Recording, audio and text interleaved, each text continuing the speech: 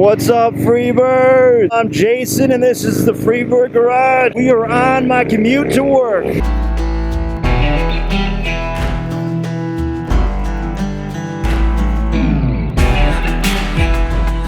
Like I said in the intro there, on my way to work, just like the title said, why I commute to work on my motorcycle. Alright, I want to lay out a couple points of why I wanted, or why I started really commuting more and more to work on my motorcycle. First, here in Michigan, we're a four-season state. We don't get as much time, or as far as how much you're willing to ride in the off-season weather. When I thought about it, especially this summer, how much time I actually got to ride in the past summers, there wasn't much there. There isn't much. Fuck, I'm out of gas.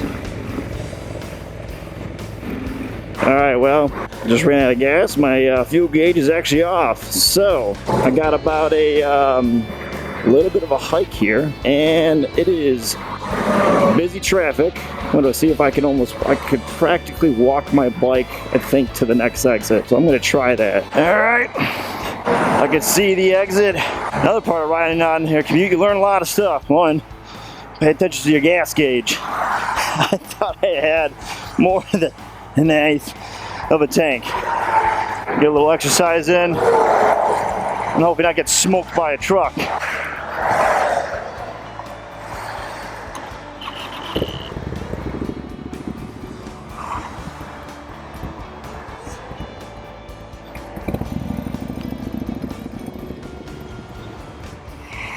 Yes, sir. Thanks, man. If you ever need us, we give out game. Oh, I didn't know that.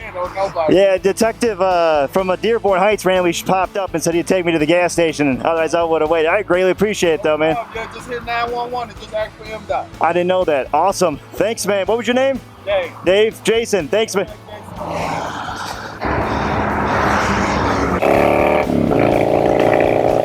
Woo! All right, guys. Amazing help from local detective in Dearborn Heights named Corey. The man stopped, backed up on the side of the freeway. I didn't get a chance to record it because I was trying to push my bike uphill, and got me to the local gas station, drove me back, made sure I was set and taken care of. And on top of that, it looks like someone probably called 911 on the side of the road, and MDOT, I don't know if they have in other states or not, stopped by and obviously just talked to him as well. His name is Dave, I believe. So awesome feeling to know that at least in Michigan, if you get caught on the side of the road like this, people are here to help out. So on to the points. I'm going to skip to the one point that I really want to talk about, is obviously the unexpected. I think that is the biggest learning curve you learn when you go to work. You don't know what you're going to come across sometimes, and on a bike, if you really want to get good at riding, ride to work every day. You're not going to have an everyday perfect scenario. Now that may mean obviously not to crash or anything, but the weather, the ride, you're going to learn how to drive in traffic. These are going to come sporadic with people if you're busy. I'm in the busiest highway of Michigan, I think, or close to it. 275, 96, 696, they all kind of merge together where I'm at in Metro Detroit. You really got to be agile to know how to move through traffic well enough, be safe. So riding to work every day has taught me that, and I've done it for quite some time, but especially in this year, I made it a point to myself to ride to work every day as much as possible. I wish it could be consecutive, but the only days I truly do not ride on is when it's pouring rain. Absolutely downpouring. I mean, I can't see rain. That's the only time I really don't like to ride, just because I physically can't see out of my windshield, or out of my obviously my visor here. You gotta be able to convince yourself to ride more, and that's what I wanted to do, especially this year. We're in a seasonal state, so you don't get that many times. If I really crunch it down, we get about 3 good warm months to ride on. That doesn't allow much room for error if you want to ride as much as possible, if you're standard to the riding above at least 72 degrees and more. You take those 3 months here in Michigan and squeeze it down to the perfect days where you're like, you know what, I only ride when there is no rain, or there can't be a chance of rain, or 5% has to be only, whatever it is. Then it gets down pretty slim. And the last couple weeks alone here, we're in the middle of July, it's rained just about every single day. Luckily enough, this day that I rode, it's been beautiful. I rode the last 2 days. It has been really crappy. A lot of rain. You know, you gotta take what you can get. Another point of commuting to work on my motorcycle here is getting yourself more seat time. I just said I touched base with that with the weather conditions. As you get more seat time riding, you'll become a better rider.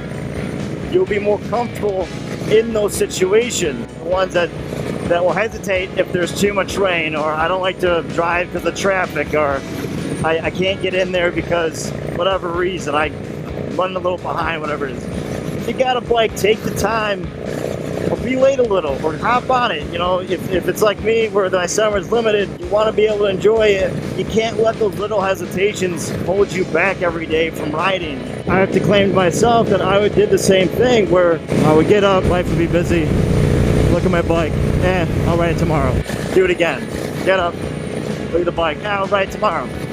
Well, then it started downpouring. I'll ride it the next day. Ooh, look at the weather. Well, it's starting to dip down to lower whatever, 40s here. And not worth being freezing cold. I'll hop in my car. Eventually, weeks go by, or you can go by, well, I got my ride in. What was your ride? Well, I got to, ride around the neighborhood real quick, or whatever it is. Which is fine. I've done the same thing. You do a quick, little zip around, whatever, the neighborhood, or go grab an errand. I kind of felt like at certain points in my life when I was riding, that when I was doing that I was losing touch with how to ride. The last couple of years, and more so this year even more, I just have put myself to the challenge and said, you're gonna ride, you're gonna get up, you're gonna figure out a way to get to work with your bike. That is gonna be the way to go. With gas prices going up, it's not a bad idea for trying to ride every day. And I started to realize the small stuff that I would sweat, that I would really try to not ride on, where I'm like, it's gotta be whatever time I think that would have to be back when I first started riding, that it doesn't need to be that. The cold is only cold for a minute, rain is only rain for a second. If it rains too much, you know what, you pull off and you're under a bridge or whatever it is the best you can, or you pull off to the closest stop and you wait it out. Whether that be your ride in or your ride home, it really shouldn't deter yourself from riding more. That's if also you don't get enough riding in on the weekend, or you don't get to ride in after work if you're busy like myself. I have family life, so trying to juggle that with riding. Obviously, this is a one-man vehicle. It can be two. Someone's got to watch our kid between Kayla and I. Sometimes my only time to ride is the back and forth to work. So that's why I made it myself a dedicated time to make sure I get up, look at what I need, and ride. Like I said in the beginning of this statement, that you don't need as much as you think to ride. I've narrowed it down to I got my backpack, got my vest, and that's all I need. I got my laptop in my backpack for work, my lunch. That's all I need to do to get to work. Now, of course, that's probably different from everyone else. I've got my ride pretty much on point to what I like.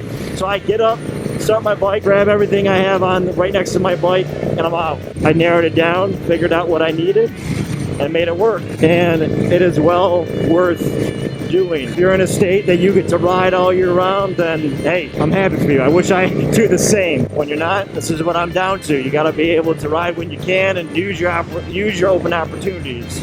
The other point I wanted to bring up, riding and learning about your motorcycle. If you're new to riding, it's not like your car where you hop in and you go, and as long as you have a reliable car, you should have no problem riding to work and back and forth, back and forth. You don't even think about it. You put the keys in, jump in, and you're gone. This scenario, when you ride back and forth to work, you get a lot of seat time to figure out what your bike is like. You become one with your bike.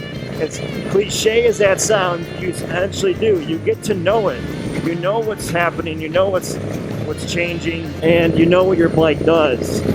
Obviously, in the beginning of this, I had a hesitation in the back of my mind that I knew I needed to get gas, and I thought I was going to make it to my next exit, and hey, you learn. So that's what I did. You can learn that on any of your commutes, so that when you're telling yourself, I want to ride, I want to go on the big ride with either my friends or whoever you have, you want to go on this long trip travel, but let's say you only ride maybe once a week, on the weekends, a little bit here and there.